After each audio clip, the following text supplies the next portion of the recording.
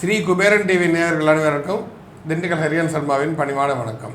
இப்போ நம்ம 29/3/2025 அதிகாலை 2:30 to 3 மணிக்குள்ள சனி பகவான் கிட்டத்தட்ட 2.5 வருடங்களுக்கு பிறகு கும்பராசியிலிருந்து பயிற்சியாகி மீன ராசிக்கு செல்ல போகிறார்.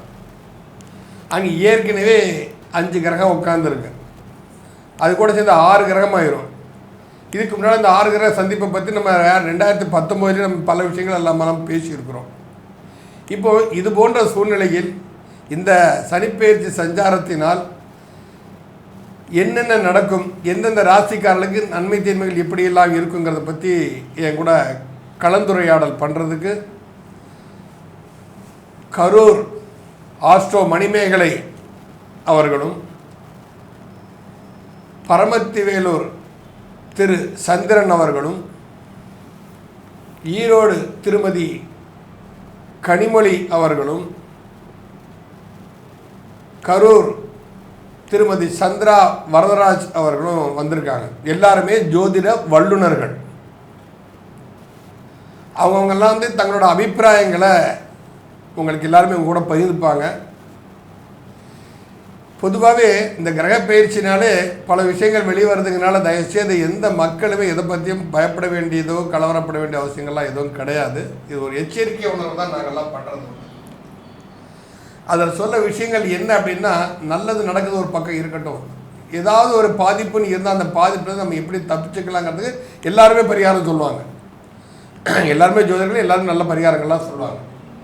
இப்போ இந்த சூழ்நிலையில் சனி பகவான் மீனத்தில் இருந்துக்கிட்டு, அதுவும் குருவோட வீடு, குருவோடைய நட்சத்திரம் பூரட்டாதி 4ஆம் பாதம், அதில் இருந்துக்கிட்டு அந்த நட்சத்திராதிபதி ராசியாதிபதி ஆகிய குருவை சனி பகவான் 3ஆம் பார்வையாக பார்க்குறாரு. கூட இருந்த ராகு 11ஆம் பார்வையாக பார்க்குறாரு. இதை பற்றி ஏற்கனவே சில வீடியோவில் நம்ம சொல்லியிருக்கிறோம். இருந்தாலும் ஒரு முறை ஞாபகப்படுத்துவது சரியாக இருக்கும்னு நினைக்கிறோம். அப்போ அவங்க இருக்கிறது பூரா கடல் ராசி. ஆனால் அந்த ராசியின் அதிபதியான குரு இருக்கிறது நில ராசி.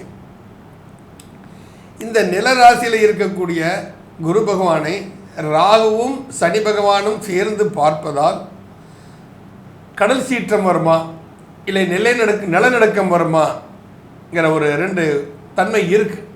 என்ன வேணாலும் நடக்கலாம். நாம் எச்சரிக்கையோட இருக்கிறதா நல்லது. அதுக்கு இறை வழிபாடுகள் எவ்வளோ இருக்குது, அது நம்ம பதிவுகளை நம்ம பார்ப்போம். இப்போ அந்த சனி பகவானும் ராகு பகவானும் சேர்ந்துக்கிட்டு அதை மாத்திரம் பார்க்கல, ரெண்டும் 7ஆம் பார்வையாக கன்னிராசியை அவர் பார்க்குறார். அதே சமயத்தில் சனி பகவானுக்கு 10ஆம் பார்வை ஒன்று உண்டு. அது ஒரு தனித்தன்மை. இங்கே 2 இடத்த இவங்க 2 பேரும் சேர்ந்து பார்க்கக்கூடிய ஒரு தன்மை இருக்குது. நிலராசியை பார்க்குறாங்க, குருவை பார்க்குறாங்க, 7ஆம் இடத்தில் கேதுவை பார்க்கிறார்கள். அந்த ராசிக்கு 7ஆம் இடம், மீன ராசிக்கு 7ஆம் இடத்தை. அது கிட்டப்ப மகர லக்னத்தை அந்த நிகழ்வு நடக்குது. அது மகர லக்னம் பாக்கியஸ்தானம்.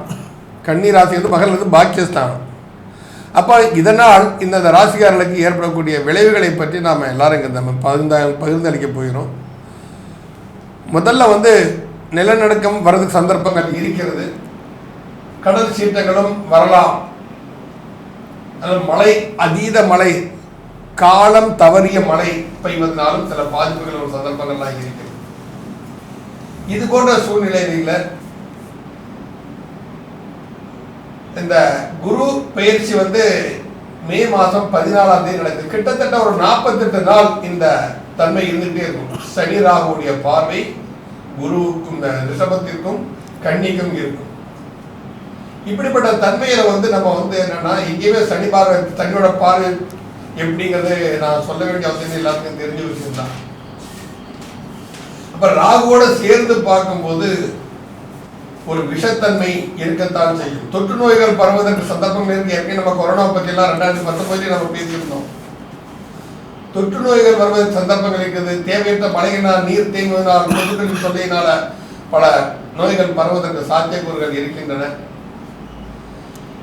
ராசியாதிபதி குருவை இவங்க 2 பேரும் பார்க்கணும்னா, குருங்கிறது போதிக்கும் தன்மைன்னு சொல்லுவோம். மத போதகர்கள், மதத்தின் பெயரால் வியாபாரம் செய்பவர்கள், தன்மையை மாற்றி பேசக்கூடிய எங்களை போன்ற ஜோதிடர்கள், ஆசிரியர் பணி செய்பவர்கள், இவர்களுக்கு எல்லாமே கண்டிப்பாக பாதிப்புகள் இருக்கும்.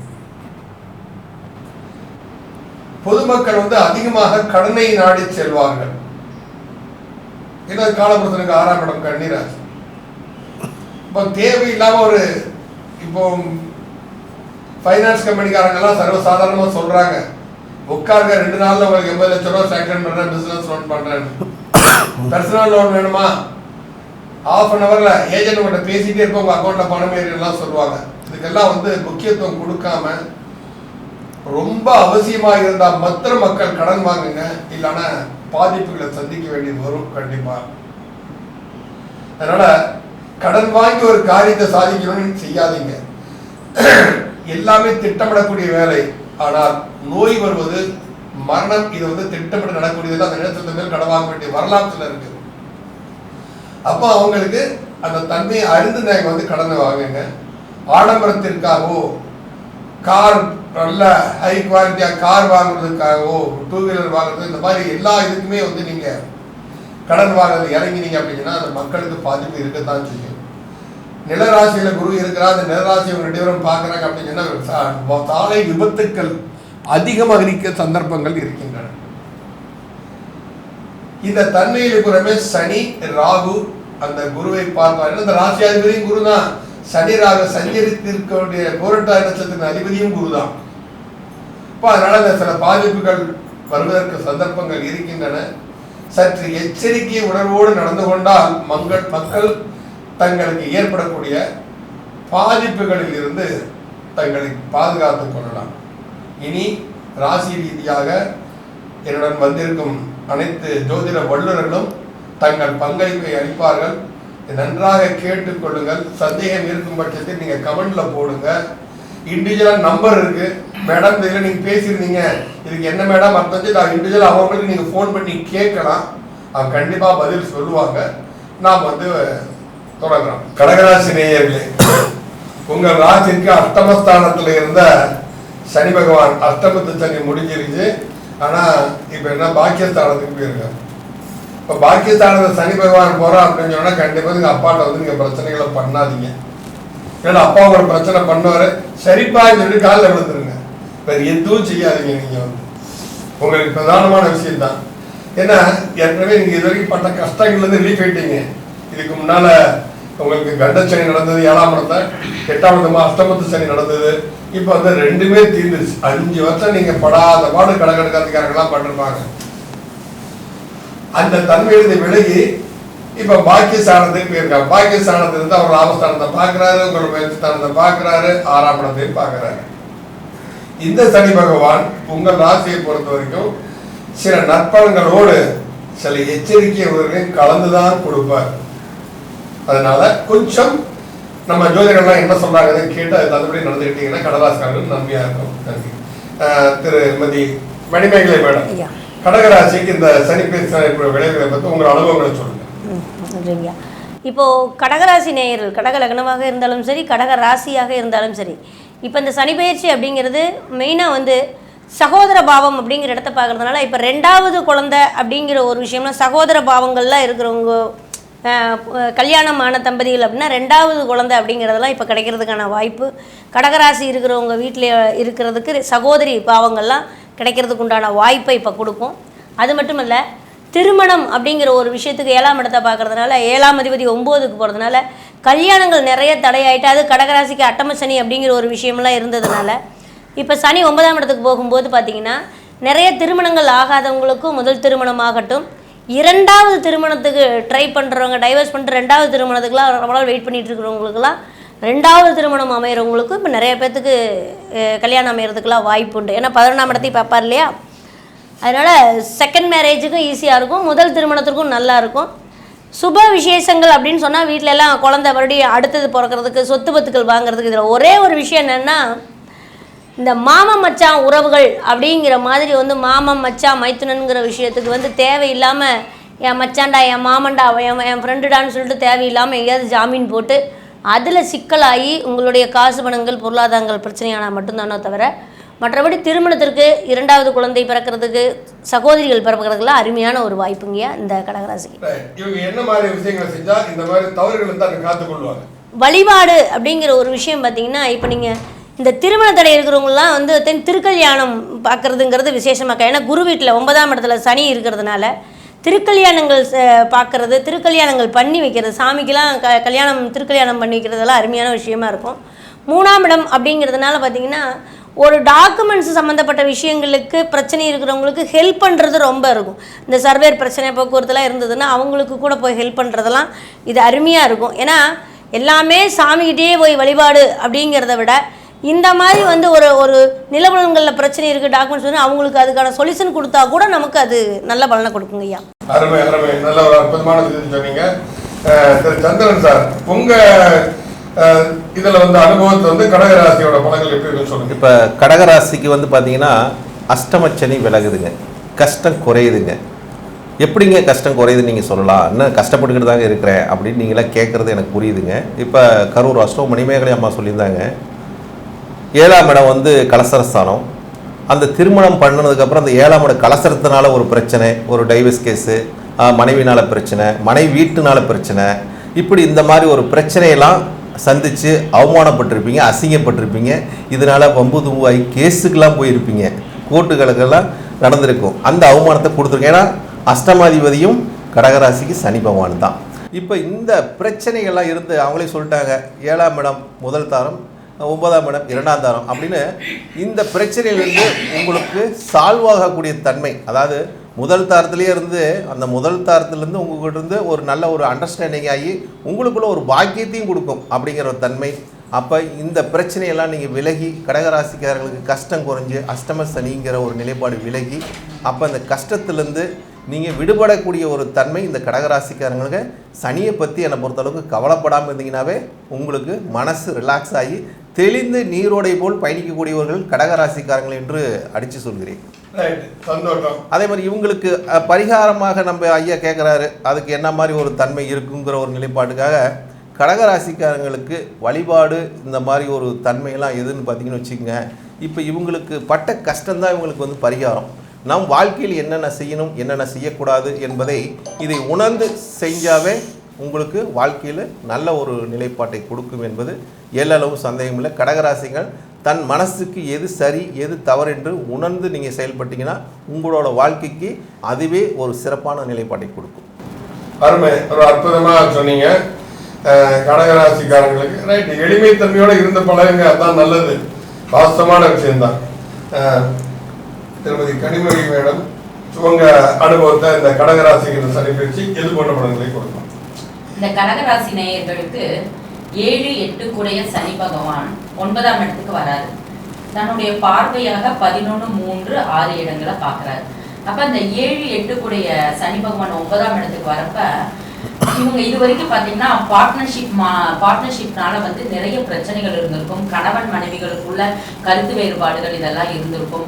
அந்நியர்களால இவர்கள் வந்து நிறைய பிரச்சனைகள்லாம் சம்பாதிச்சிருப்பாங்க. இவங்க வந்து பாத்தீங்கன்னா இந்த காலகட்டம் இந்த பிரச்சனைகளை தீர்க்கறதுக்கு இவங்க கோர்ட்டு கேஸ் அந்த மாதிரி போறதை விட கட்ட பஞ்சாயத்து, அதாவது ஊர் பஞ்சாயத்து தலைவர்கள் இந்த மாதிரி போனாங்கன்னா இவர்களுடைய பிரச்சனைகள் சீக்கிரமே தீர்றதுக்கு வாய்ப்புகள் வந்து அதிகமா இருக்கு. ஏன்னா சனி பகவான் அப்படின்னாலே கட்ட பஞ்சாயத்து. அப்ப இவர்களுடைய பிரச்சனைகளை ஊர் பஞ்சாயத்து தலைவர், கிராம தலைவர் இந்த மாதிரி தீர்த்தாங்கன்னா இவர்களுடைய பிரச்சனைகள் சீக்கிரம் தீர்றதுக்கு வந்து வாய்ப்புகள் அதிகமா இருக்கு.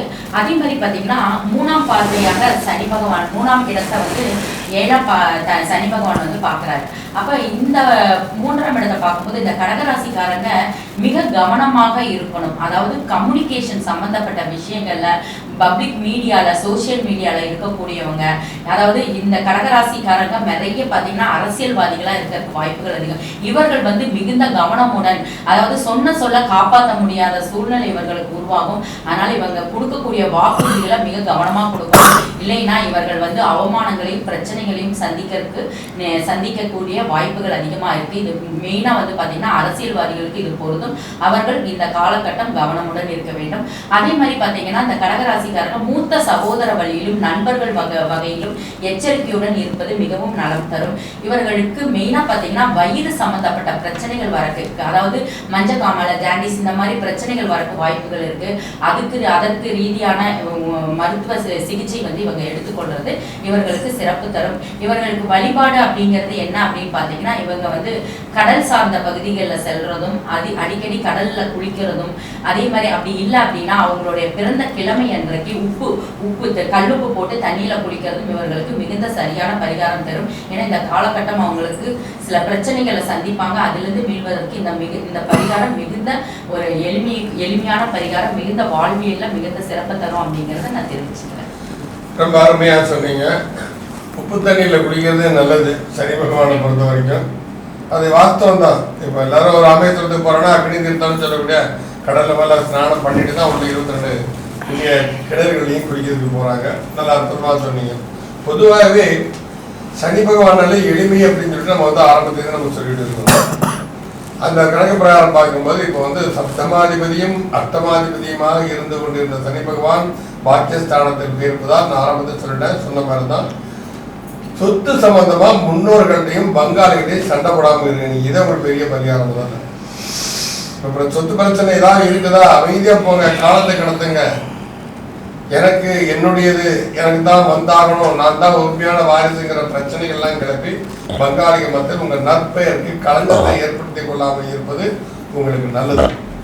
பொதுவாகவே கடகராசிக்காரன் எடுத்துக்கிட்டோம்னா, கடகராசி காலபுருஷனுக்கு சுகஸ்தானம்னு சொல்லுவோம். அந்த கடகராசிக்கு முன்பின் சகோதர ஸ்தானங்களையும் அந்த சனி பகவான் பார்க்கிறார். மூத்த சகோதரனாகட்டும் இளைய சகோதரனாகட்டும், இவங்க வீம்புக்கே உன்னை பிரச்சனை பண்ணுவாங்க. வீம்புக்கே உங்களை வந்து பிரச்சனை பண்ணுவாங்க. அப்போ வந்து அது வந்து பொறுத்து போயிருங்க. தம்பி தான் பேசுனா, சரி தம்பி பார்த்துக்கலாம், தம்பி விடுப்பா, அண்ணன் தானப்பா, தெரியான்னு சொல்லிட்டு விட்டுருப்பா சொல்லி போயிருங்க. ஏன்னா அவன் என்ன சின்ன பையன் அனுப்பி நான் என்ன மன்னிப்புன்னு நினைக்கக்கூடாது. அதே மாதிரி அண்ணன் விஷயத்தில் வந்துருக்குன்னா, இவர் தான் எல்லாம் தெரியும்னு சொல்லி பெருசாக செஞ்சு தெரிகிறாரு, நான் இதுக்கு ஒரு மதிக்கணும், எனக்கு தேவையா, நான் இவர் காசு எடுத்துக்கிட்டு இருக்கேன், இதெல்லாம் பேச்சு வரும் அண்ணன்கிட்ட. இதெல்லாம் உங்களுக்கு தேவையில்லை, இது விட்டுருங்க. 6ஆம் இடத்தை பார்க்கறதுனால கடன் சுமை அதிகரிப்பதற்கான தன்மை இருக்கிறது. அதிலிருந்து உங்களை பார்த்துக் கொள்ளுங்கள். நன்றி. ஸ்ரீ குபேரன் டிவியை பார்த்தமைக்கு நன்றிகள். மேலும் இது போன்ற தகவல்களை தெரிந்து கொள்ள ஸ்ரீ குபேரன் டிவியை சப்ஸ்கிரைப் செய்யுங்கள். மறக்காமல் பெல் ஐக்கானை கிளிக் செய்யுங்கள்.